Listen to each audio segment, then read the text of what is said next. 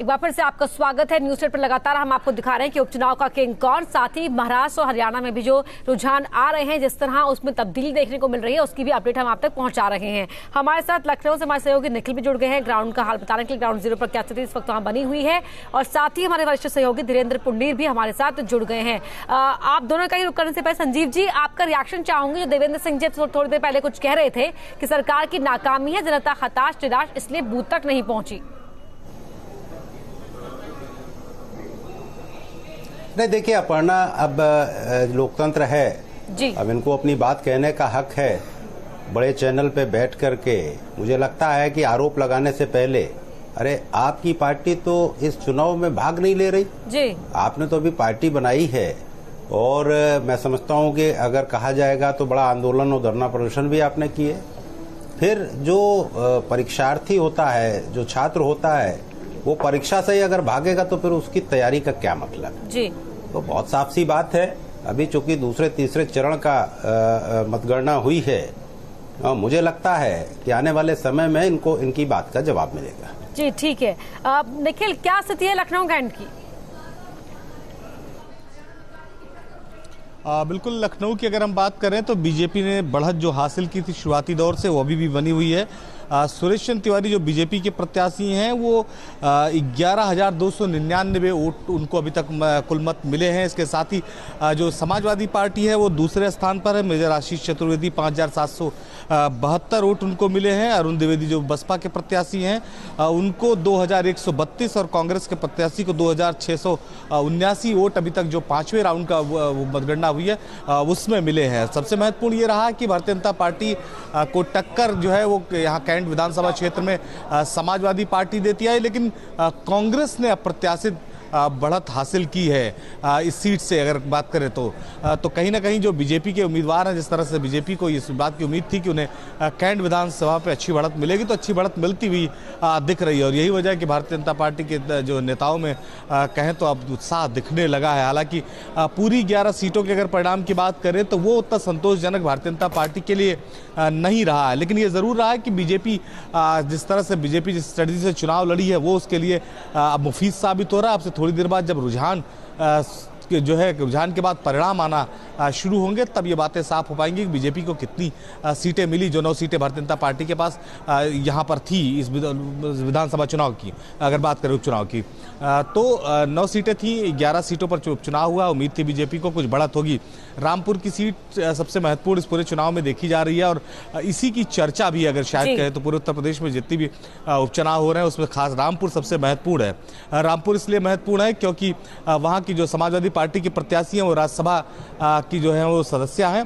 तो बीजेपी को इस बात की उम्मीद थी कि अगर वो वहाँ विधानसभा चुनाव जीतेंगी तो उसका फायदा भी बीजेपी को मिलेगा। हालांकि अगर बीजेपी वहाँ चुनाव जीतती तो वो बात अलग होती, वो उसको इसका अलग तरीके से बनाती, लेकिन अगर वो समाजवादी पार्टी वहाँ चुनाव जीतती है तो भी फायदा कहीं ना कहीं बीजेपी का है, क्योंकि विधायकों की संख्या कम से कम अगर भारतीय जनता पार्टी के पास बात करें तो वो काफ़ी है। ऐसे में एक सीट से बहुत बड़ा फर्क भारतीय जनता पार्टी पर नहीं पड़ता, लेकिन राज्यसभा की एक सीट से बड़ा फर्क पड़ता है। जी बिल्कुल, जाहिर तौर पर।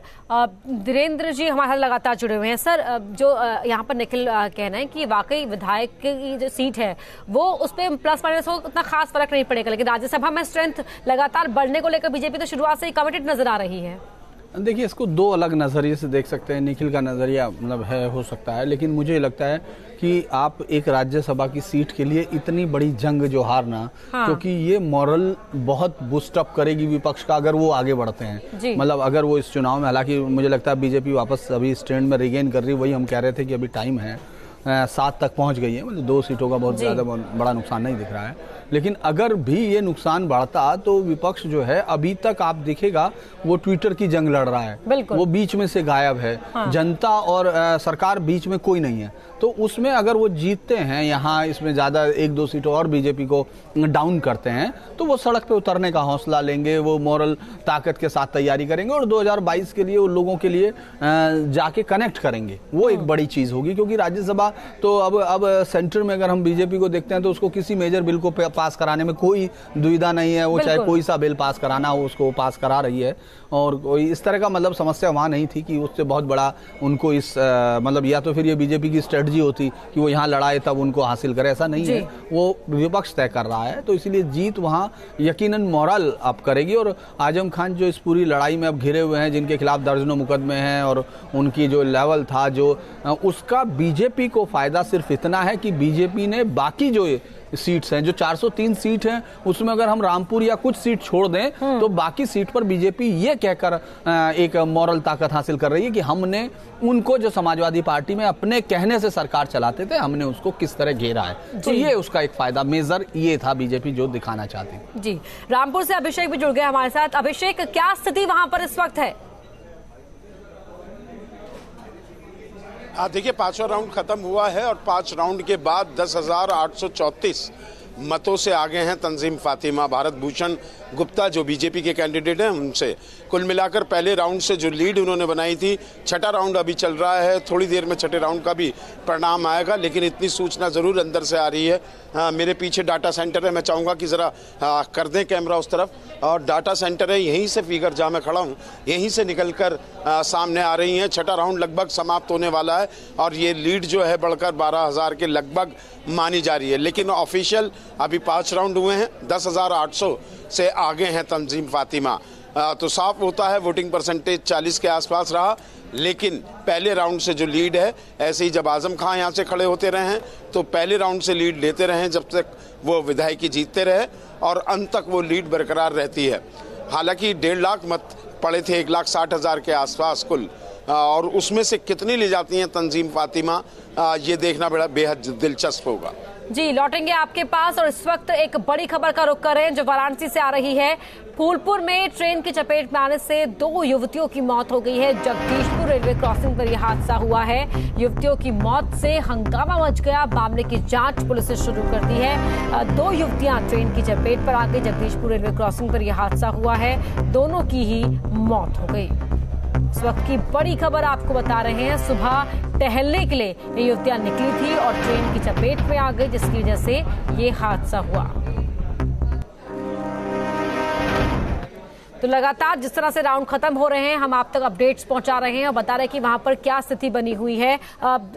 धीरेन्द्र जी, एक ओवरऑल अगर हम बात करें ना सिर्फ यूपी के बायपोल्स की, बल्कि अगर हम हरियाणा और महाराष्ट्र को भी देखें, जिस तरह से ट्रेंड्स निकलकर सामने आ रही है, तस्वीर निकल कर आ रही है, बीजेपी को फायदा तो है, लेकिन क्या आपको लगता है कि इस तस्वीर से बीजेपी को कहीं ना कहीं कोई लेसन लेने की भी आवश्यकता है?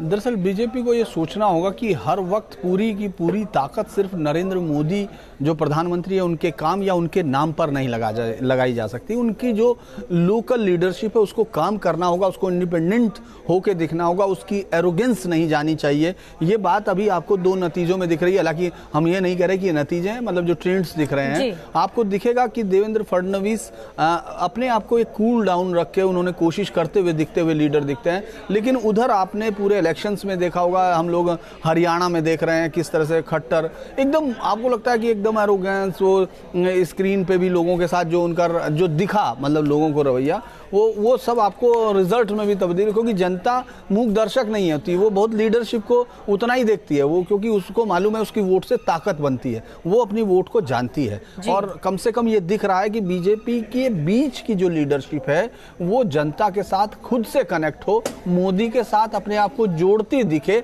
ऐसा दिख नहीं रहा। और ये बात मुझे लगता है कि उस वक्त जब मोदी सैचुरेशन पॉइंट पे होंगे, उस वक्त पार्टी के जो जिस लीडरशिप की जरूरत होगी, वो मुझे लगता है तब वहां पार्टी इस बात की कमी महसूस करेगी और तब उनको उसका नुकसान उठाना पड़ेगा, मुझे लगता है। बिल्कुल, तो क्योंकि जिस तरह की मेहनत नरेंद्र मोदी करते हैं, तो अगर वो जो बीच की लीडरशिप है या बीच की जो फॉलोअर्स हैं, अगर वो भी उस पर विश्वास करें, उतनी ही मेहनत दिखाए, तो शायद तस्वीर और बेहतर होती बीजेपी की। संजीव जी,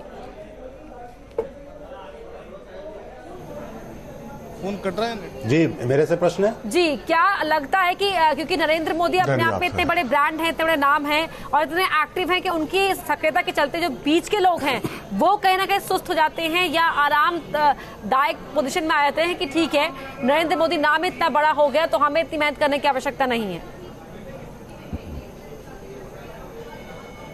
नहीं, मैं आपकी बात से बिल्कुल इत्तेफाक नहीं रखूंगा, क्योंकि भारतीय जनता पार्टी एक ऐसी पार्टी है जहां बूथ लेवल का कार्यकर्ता और आदरणीय प्रधानमंत्री जी तक हर व्यक्ति मेहनत करते हैं और मैं समझता हूं कि ये 24 घंटे की मेहनत और हमारा जो विकास के काम है हम उनको जनता तक पहुंचाने का काम करते हैं और उसी आधार पर मैं कह सकता हूं कि हम बड़े पैमाने पर जीत करके आएंगे।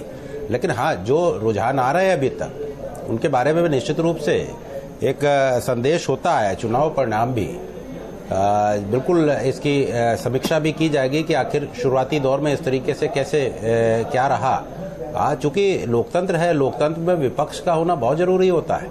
जो उत्तर प्रदेश की 11 उपचुनाव की सीटों को अगर देखा जाए तो विपक्ष नहीं कहीं दिखाई दिया, विपक्ष के बड़े नेता भी नहीं कहीं दिखाई दिए। तो मेरे कहने का मतलब बहुत साफ है कि उपचुनाव से बहुत ज्यादा सरकार के बनने बिगड़ने पे फर्क नहीं पड़ता, लेकिन एक संदेश होता है और मैं समझता हूं कि इस संदेश को हम लोग मजबूती से बखूबी लेंगे और आने वाले समय में और बेहतर प्रयास करेंगे और बेहतर तैयारी करेंगे और बेहतर उत्तर प्रदेश और देश का विकास करके जनता को हम परिणाम देने की कोशिश करेंगे। जी बिल्कुल, और लगातार हम स्क्रीन पर दिखा भी रहे हैं कि 11 के इस जंग में कौन कहां से आगे चल रहा है। ब्रजेश वर्मा एसपी कैंडिडेट प्रतापगढ़ सदर में, अपना दल कैंडिडेट राजकुमार से पीछे चल रहे हैं। ये हम आपको हर सीट की तस्वीर बता रहे हैं। घोसी से विजय राजभर जो बीजेपी के उम्मीदवार हैं वो आगे चल रहे हैं। इनका नाम अनाउंस कर बीजेपी ने सबको चौंका दिया था घोसी सीट पर, जहां और कयूम अंसारी को बीएसपी ने टिकट दिया था, एक अनुभवी नेता, लेकिन वो पीछे चल रहे हैं विजय राजभर के मुकाबले। घोसी सीट का ये हाल हम आपको बता रहे हैं। आनंद शुक्ला मानिकपुर से बीजेपी के उम्मीदवार वो यहां पर आगे चल रहे हैं। आनंद शुक्ला, एसपी ने निर्भय पटेल पर विश्वास दिखाया था, लेकिन निर्भय पटेल पीछे चल रहे हैं। देवेंद्र जी, मेहनत आप लोगों ने खूब की, धरने भी दिए, लेकिन जब परीक्षा देने के लिए एग्जामिनेशन हॉल तक ही नहीं पहुंचे तो फिर क्या फायदा इस पढ़ाई लिखाई का? ये संजीव मिश्रा जी आपसे कुछ देर पहले कह रहे थे आपको लेकर। अपर्णा जी, सबसे पहले तो मैं पुंडीर साहब की बातों का समर्थन करता हूं कि उन्होंने अभी जो कहा एकदम कटु सत्य बात उन्होंने कही। दूसरी चीज की बीजेपी है कहां? Vote for Modi. अब तो पहले वोट फॉर बीजेपी होता था, वोट फॉर कांग्रेस, लेकिन अब वोट फॉर मोदी। जो वोट देंगे वो मोदी को जाएगा। मोदी स्वयं कहते हैं और पूरी इनकी पार्टी कहती है। बीजेपी है कहां? मैं उनकी बातों से, पुंडीर साहब की बातों से पूर्ण रूप से सहमत हूं। अगर मोदी को हटा दिया जाए तो बीजेपी के पास कुछ है नहीं पार्टी नाम की चीज। अमित शाह उनको बाइकाट कर दिया जाए तो इस बात से इनकार नहीं किया जा सकता। अब पूरे देश में ही माहौल यही है कि अगर नरेंद्र मोदी किसी स्टेट के चुनाव में ना जाए, जैसे बिहार में उन्होंने 38 बार चुनावी प्रचार किया था, ऐसे ही अन्य राज्यों में, गुजरात में भी देखने को मिला, अगर ना जाए तो चुनाव हार जाए लोग। तो ये बात सत्य है, मैं उनकी बातों से इत्तेफाक रखता हूं। और रही बात मेरी पार्टी की, तो मेरी पार्टी तो अभी डेब्यू पे है। अभी तो हमारी पार्टी नई 8-10 महीना की पार्टी है। मैं अपने संगठन को दुरुस्त कर रहा हूं और 2022 की तैयारी कर रहा हूं। ये बाई इलेक्शन इन्हीं लोग के लिए मुबारक है। बाई इलेक्शन में तो बड़े बड़े दल के जो नेता हैं, बीएसपी, एसपी, कांग्रेस, आरएलडी, इनके बड़े नेता प्रचार में नहीं गए। तो हम लोग तो अभी अपने बूथ स्तर पे अपने कार्यकर्ताओं को तैयार कर रहे हैं, संगठन को तैयार कर रहे हैं और 2022 में इनको पता चलेगा कि हम नई पार्टी है, हमारी मूल्य क्या है, हमारी वैल्यू क्या है, हमारी ताकत क्या है। जी मैडम। जी ठीक है। एक बार रामपुर चल लेते हैं अभिषेक के पास। अभिषेक, रामपुर पर सभी की निगाहें हैं, अब वहां पर क्या अपडेट अब तक हासिल हो पाई है? और दूसरा कि जिस तरह से तजीन फातिमा की उम्मीदवारी को लेकर ये कहा भी गया कि आजम खां के लिए कितनी इंपॉर्टेंट है ये सीट, दिखाता है इस बात से कि तजीन फातिमा का राज्यसभा का कार्यकाल बचा हुआ है 1.5 साल का, उसके बावजूद भी यहाँ उन्हें चुनाव में उतार दिया गया। हाँ देखिए, बिल्कुल अगर विपक्षियों की बात माने तो जो है रामपुर में हवा चल रही है और ये कहा जा रहा है कि ये एक तरीके से समझौता है, गुप्त पैक्ट है कि राज्यसभा की सीट छोड़कर आजम खान ने अपनी पत्नी को सिर्फ इसलिए उतारा है कि जो मुकदमे हैं उनमें उनको राहत मिल जाए और राज्यसभा में जो बहुमत के लिए बीजेपी को कुछ सीटों की ज़रूरत है तो वो सीट उनको मुहैया हो जाए, क्योंकि विधानसभा की सीट और राज्यसभा की सीट में काफ़ी बड़ा अंतर है। लेकिन उसके बावजूद आजम खान ने अपनी पत्नी को यहाँ से उतारा है।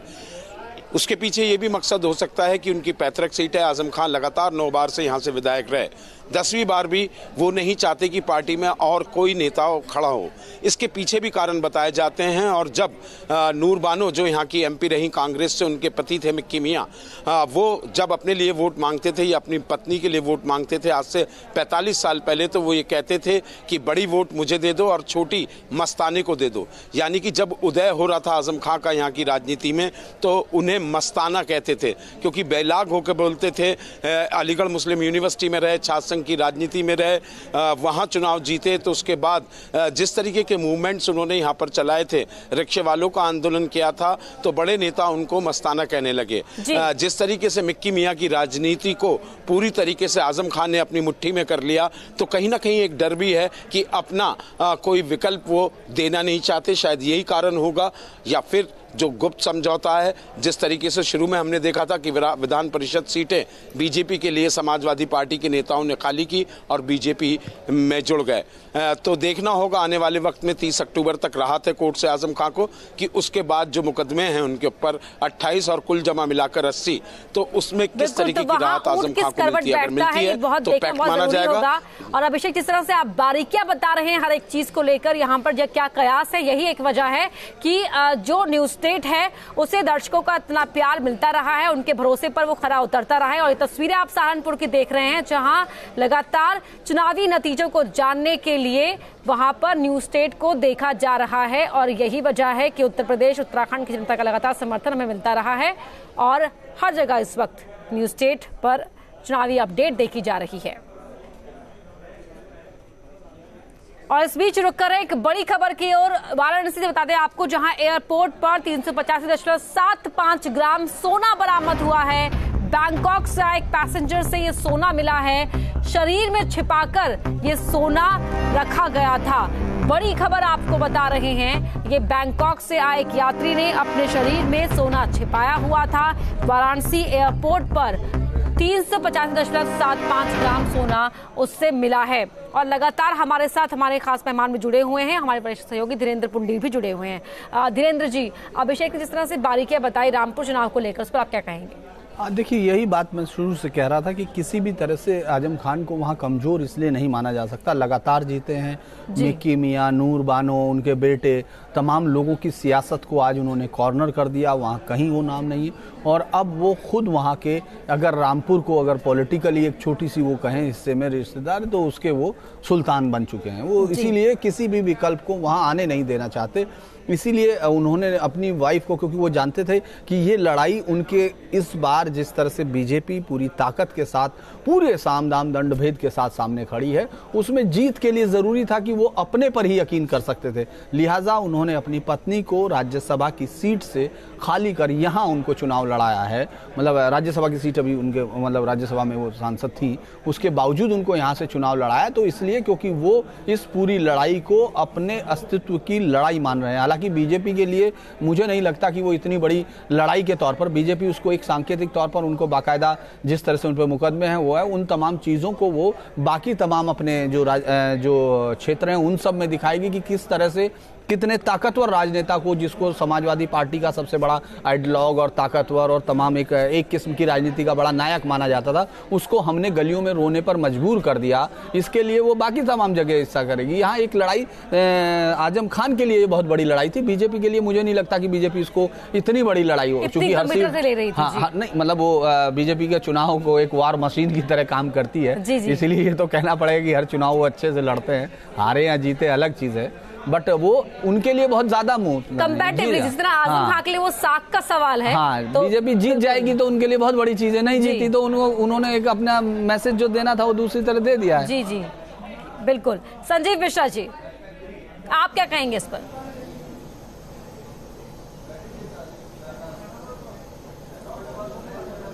अरे देखिए, जहाँ तक रामपुर की सवाल है तो निश्चित रूप से रामपुर की जनता ने देखा कि क्या स्थितियां रही हैं, कैसे कलेक्टर को तनखैया बताया गया, कैसे जूते पे पॉलिश कराऊंगा ये सब कहा गया।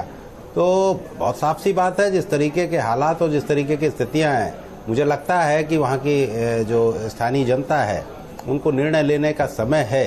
लेकिन अब क्या रिजल्ट आता है, पूरा रिजल्ट आ जाए तभी कुछ इस पर कहा जा सकता है। जी, टैली भी लगातार हम दिखा रहे हैं अपने टीवी स्क्रीन के जो ऊपरी हिस्से पर कि 5 से 7 हो गई है बीजेपी और एसपी 2 पर। देवेंद्र सिंह जी, लगातार जो रुझान है वो बदल रहे हैं, उन बदलते रुझानों पर क्या कहेंगे अब आप?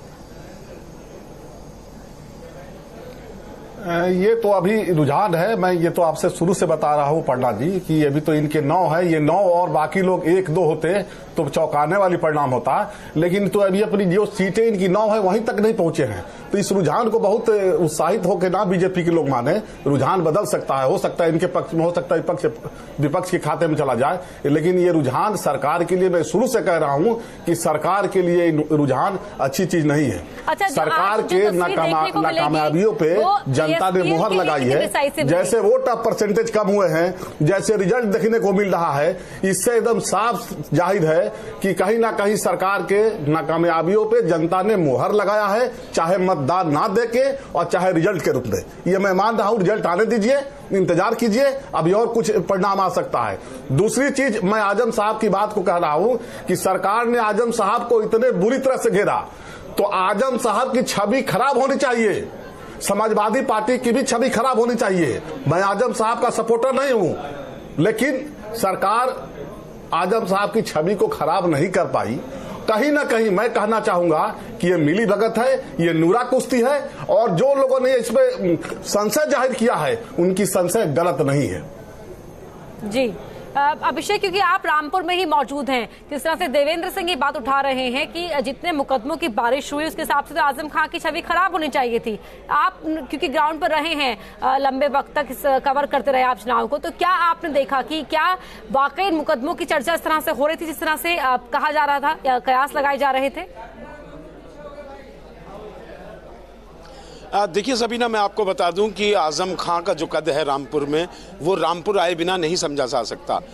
वो पूरे प्रदेश के नेता हो सकते हैं कैबिनेट मंत्री के रूप में जब उनकी सरकार रहती है, लेकिन निर्विवाद रूप से वो रामपुर के बड़े नेता हैं, उन पर जनता विश्वास करती है। और इसका उदाहरण आप मोदी लहर में भी देखिए कि जयाप्रदा जैसी सशक्त उम्मीदवार को उन्होंने पटकनी दे दी लोकसभा का चुनाव लड़ते हुए।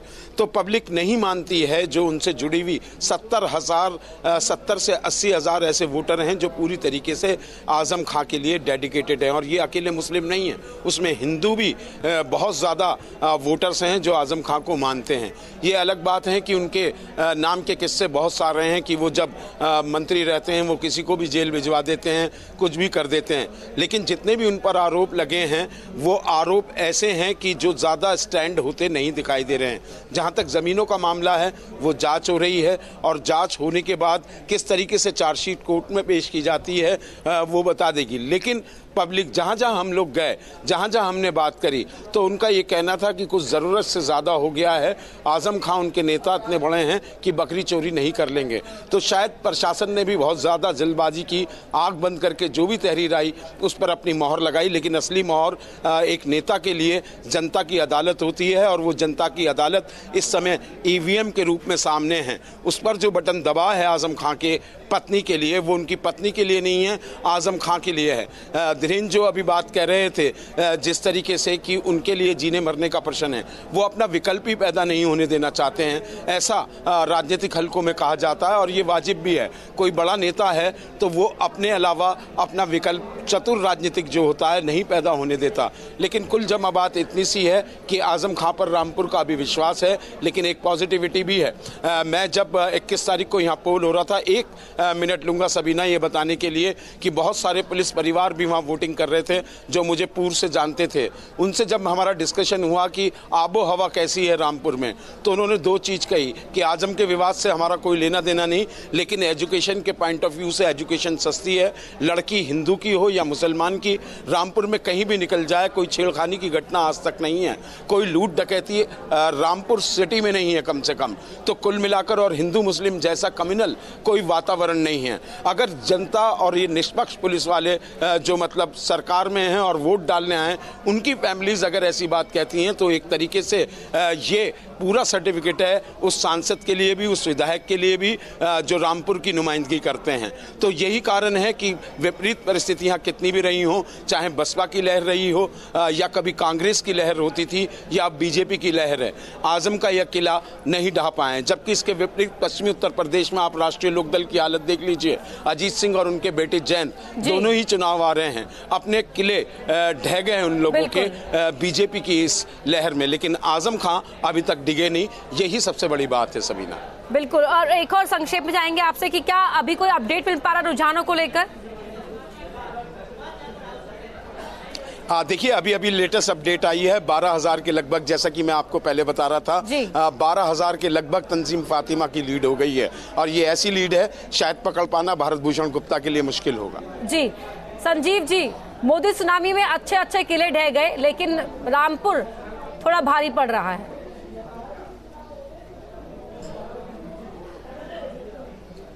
Okay sir.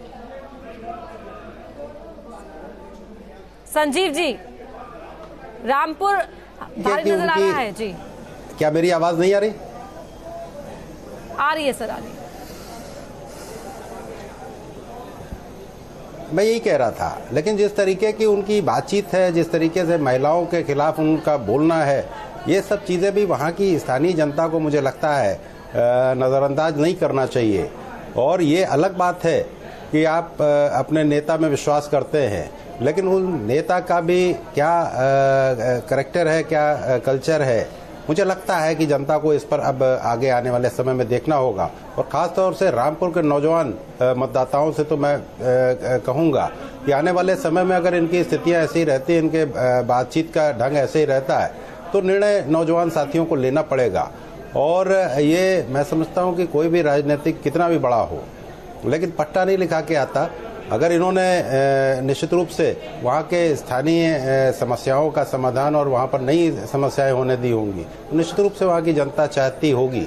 लेकिन जो बातें इन्होंने कही हैं सार्वजनिक रूप से, मुझे लगता है कि वहाँ के लोगों को इन सब चीज़ों पर भी ध्यान देना होगा। बिल्कुल। तो वहाँ के लोगों को या हर किसी को, जनता को अपने नुमाइंदे को चुनते वक्त हर चीज़ का ध्यान रखना होगा। ये सभी से कहा जाता है, हर क्षेत्र जनता से कहा जाता है। और लगातार जनता किस पर विश्वास दिखा रही है, रुझानों के जरिए जो तस्वीर निकलकर सामने आ रही है, वो हम आप तक पहुँचा रहे हैं न्यूज स्टेट के जरिए कि क्या हलचल कहां पर बढ़ रही है और कहां पर अभी वोटिंग उसी रफ्तार से आगे बढ़ रही है। 11 सीटों पर विधानसभा के उपचुनाव हुए और इन 11 सीटों पर क्या रुझान आए हैं वो आपके टीवी स्क्रीन पर लगातार हम आपको दिखा रहे हैं। 7 पर बीजेपी आगे, 2 पर एसपी, बीएसपी और कांग्रेस 1 पर आगे। और ये रुझान नतीजों में क्या तब्दील किस हद तक हो पाते हैं वो भी हम आपको लगातार बताते रहेंगे। अभी हम आपको लगातार यही कह रहे हैं कि ट्रेंड्स हैं, जी हाँ, रिजल्ट में किस तरह कन्वर्ट होते हैं वो जानने के लिए भी आप न्यूज स्टेट पर हर पल की अपडेट हासिल कर सकते हैं। चाहे रामपुर हो, कानपुर हो, लखनऊ कैंट हो या फिर कोई और क्षेत्र जहां पर विधानसभा उपचुनाव हुए हैं, हर क्षेत्र में हर विधानसभा सीट पर हमारे जो रिपोर्टर्स हैं मौजूद हैं। वहां पर क्या स्थिति नजर आ रही है मतगणना केंद्रों पर, कहां किस जगह पर कितने राउंड की वोटिंग हो चुकी है, ये वो हमें आप तक पहुंचा रहे हैं। और साथ ही हर सीट पर होने वाली हलचल को बताने के लिए, उसके मायने समझाने के लिए हमारे साथ वरिष्ठ सहयोगी धीरेन्द्र पुंडी भी लगातार जुड़े हुए हैं। यहाँ रुक एक छोटे से ब्रेक के लिए, जल्द लौटते हैं।